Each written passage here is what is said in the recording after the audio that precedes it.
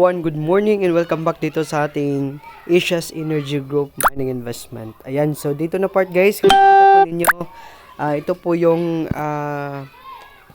bubungad sa inyo, no? Pag once na may apps na po kayo dito sa ating AEG. So dito na part, i-claim na po natin dito yung ating energy. Then sa may energy po natin, meron po tayo ditong tatlo, no? So get all po natin or receive all po natin yan. So ayan po yung ating daily dito, $2.2. Ayan. So dito na part, meron na po tayo ditong 38.11. Then punta po tayo dito sa ating home. Makikita po natin dito yung mga tasks po natin, no? Complete task to get rewards. So click po natin yan. Next, click po natin dito yung ating sign in. Next, another one, yung ating share to social media. Click po natin yan na any of the social media. Then after that, kahit hindi nyo na i-share, i-back to na. Then kunin nyo na dito yung inyong $0.01. Ayan. Then dito na part, kung titingnan po natin, balikan po natin dito yung ating partners. Silipin natin kung magkano na yung, or ilan na yung nag-register sa atin. So we have 53, no? Registered. Then yung nag-invest po dito is yung 4. Ayan, so dito sa may po natin, makikita po natin dito yung ating commissions. Okay, meron po tayo ditong 2.31. Then meron po tayo dito, sa balance po natin, meron po tayo ditong 35.71. Ayan, kung makikita po ninyo dyan, yung daily po natin is $2.32. Ayan, so ito po yung ating mining investment guys. So makikita nyo po dito, ito po yung available natin na flash sale, no? Meron po tayo ditong $20, no? So mag-earn po siya ng $0.30. Ayan, so medyo tawag dito, medyo tagal ng ROI niya. Ito kasi yung mga long-term investment guys, napakatagal ng ROI niya.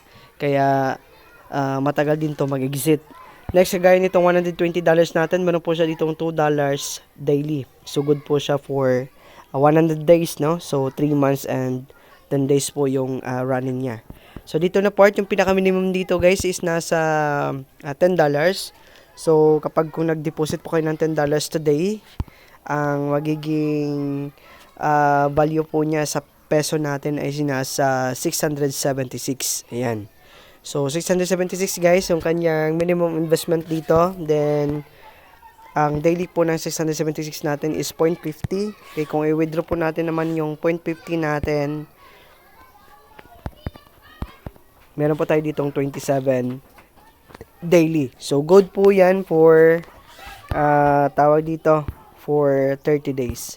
Ayan. So maganda to salihan guys kung ikaw ay nagsisimula or naghahanap pa lamang ng new platform and saka long term investment. So ito po yung mga investment na salihan nyo guys. Yung mga matagal yung ROI niya. So aabot ng 20 days bago mag ROI. Aabot muna ng tawag dito ng half of the month, no? Before mag-ROI, yun yung mga long-term investment po natin.